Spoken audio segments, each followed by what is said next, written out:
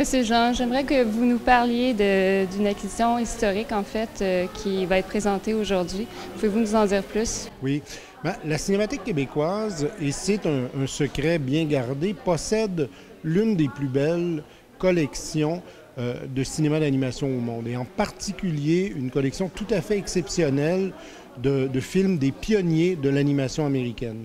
De sorte que quand vous achetez un DVD ou un Blu-ray sur le marché des films de Winsor McCay, qui est le grand pionnier d'avant Walt Disney, ou encore des films de Félix Le Chat, quand vous achetez ça, même aux États-Unis, ce que vous achetez, ça a été tiré des copies qui proviennent de la Cinémathèque québécoise. Donc nous avons ici une collection tout à fait exceptionnelle qui nous importe de valoriser. Et ça fait partie, je dirais, de l'ADN de la Cinémathèque québécoise. Quand on se compare avec les autres cinémathèques un peu partout dans le monde, bien entendu, il y a tout le cinéma québécois, le cinéma canadien, mais c'est aussi le cinéma d'animation qui est l'une de nos spécialités.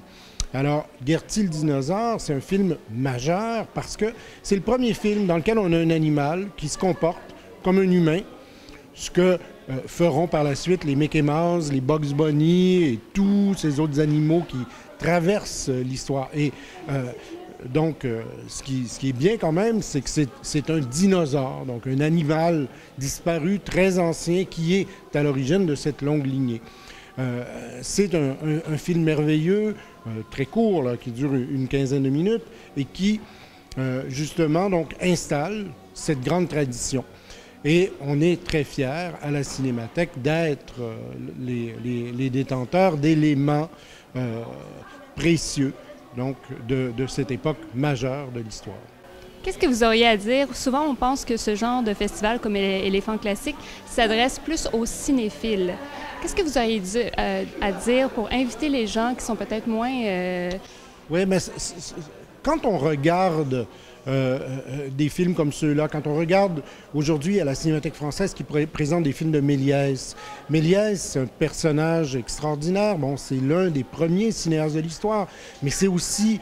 Quand on voit le Hugo de Martin Scorsese, qui a été un gros succès ces dernières années, donc un film qui date d'il y a quoi, 4 ans, c'est Méliès, un personnage dans Hugo, et Méliès, c'est la magie, c'est quelque chose qui, aujourd'hui, est encore totalement accessible et totalement d'actualité. On se fait souvent une fausse idée des cinémathèques ou du cinéma restauré comme étant quelque chose qui est plus pointu, qui s'adresserait à des intellectuels et tout, alors qu'il n'en est absolument rien.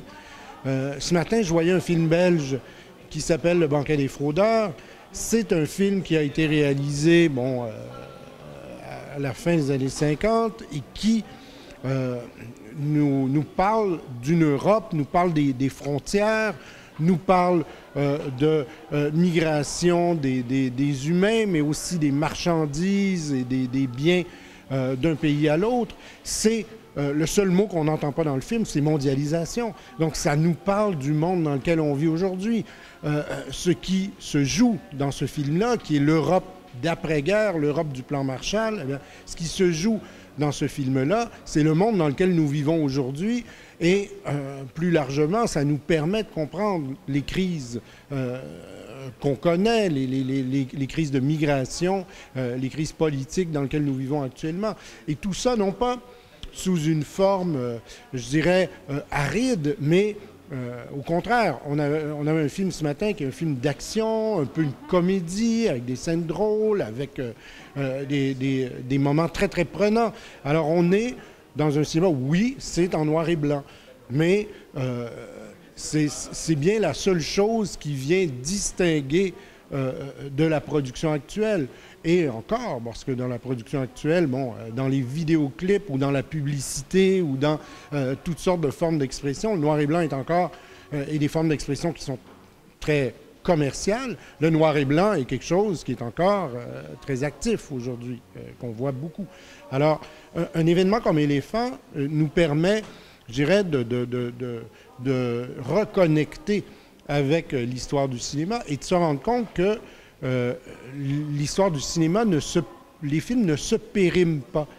Il y avait ce matin une projection du Roi et l'Oiseau, de ce chef-d'œuvre de Paul Grimaud sur un scénario de Jacques Prévert. Les enfants d'aujourd'hui comprennent ce film-là de la même façon qu'ils comprennent le dernier Pixar ou le dernier Disney ou le dernier DreamWorks. C'est un film qui n'a pas pris une ride, qui demeure totalement magique, aussi coloré, aussi enchanteur. Alors, il faut seulement s'ouvrir, être curieux, venir voir, et on est séduit. Madame Widanowski, vous êtes ici pour la première édition d'Éléphant Classique.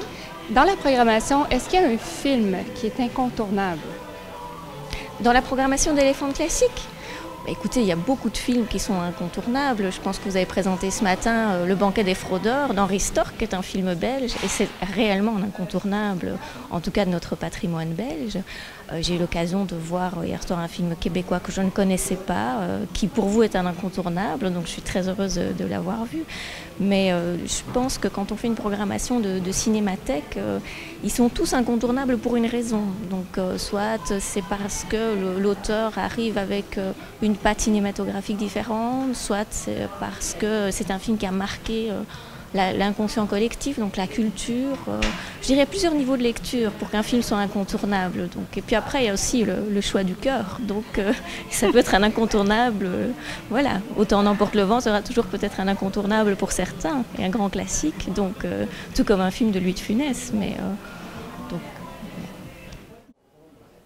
Monsieur Toubiana, vous nous avez parlé de l'importance de la cinémathèque dans la restauration des films. Qu'est-ce que vous pouvez nous dire au sujet de la tenue d'un événement comme Éléphant Classique, le fait de pouvoir voir ces films au grand écran? Ben, c'est essentiel parce que pour nous, la restauration des films, c'est pour les montrer sur le grand écran avant une diffusion à la télévision ou en DVD. Mais le grand écran, c'est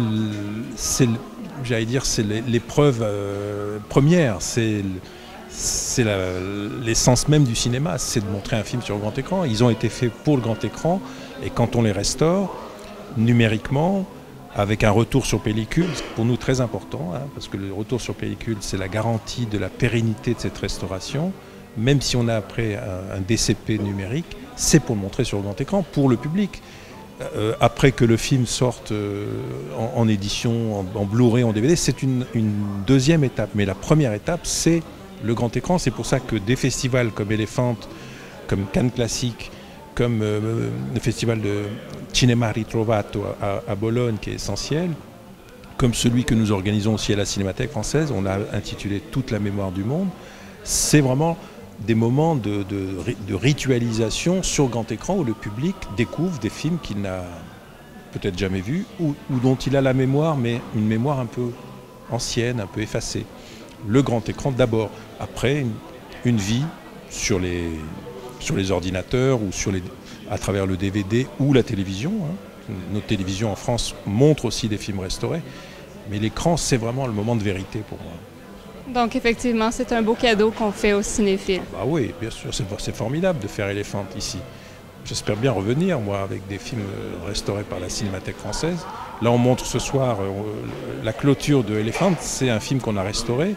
Marius, d'après Marcel Pagnol, réalisé par Alexander Korda. La restauration est magnifique. C'est un film en noir et blanc de 1931, un des premiers films parlants. Magnifique restauration.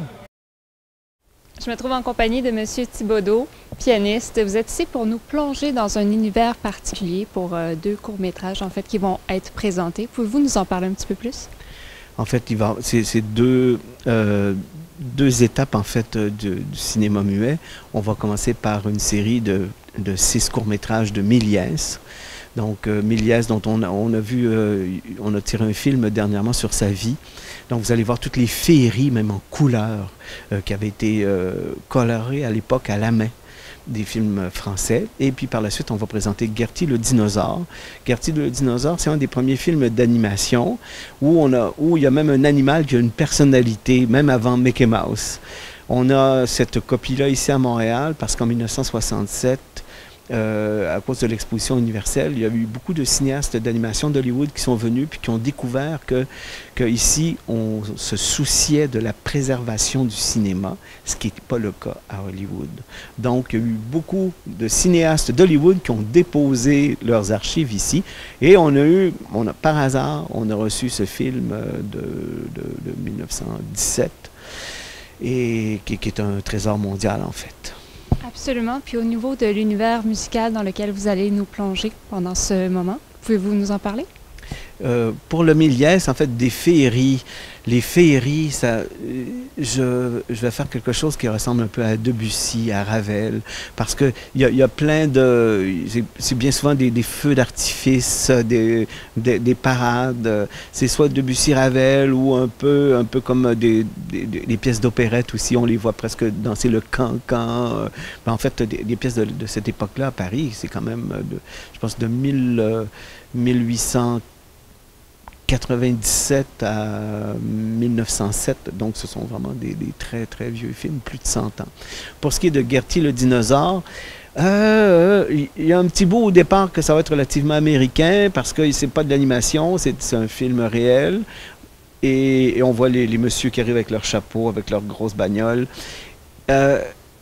Mais par contre, quand on arrive à Gertie le dinosaure, je vais utiliser probablement un style qui ressemble plus à Stravinsky pour ce qu'il avait fait. En fait, la musique qu'on avait utilisée pour Fantasia de Disney, où il y avait justement les dinosaures. Alors, ça risque d'être un petit peu plus lourd que les Méliès.